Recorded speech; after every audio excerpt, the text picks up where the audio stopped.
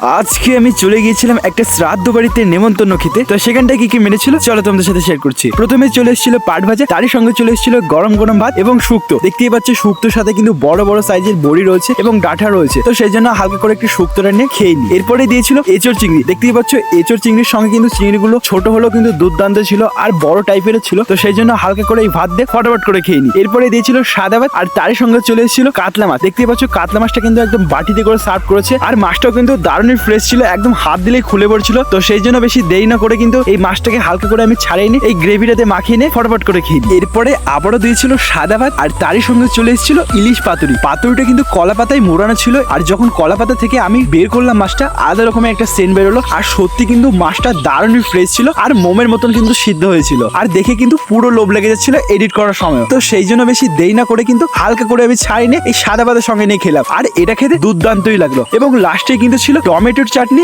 নয় বাজারের দই এবং কলকাতার রসগোল্লা আর তারই সঙ্গে ছিল একটা সন্দেশ। তো তোমাদের যদি ভিডিওটি ভালো লেগে থাকে অবশ্যই লাইক করবেন।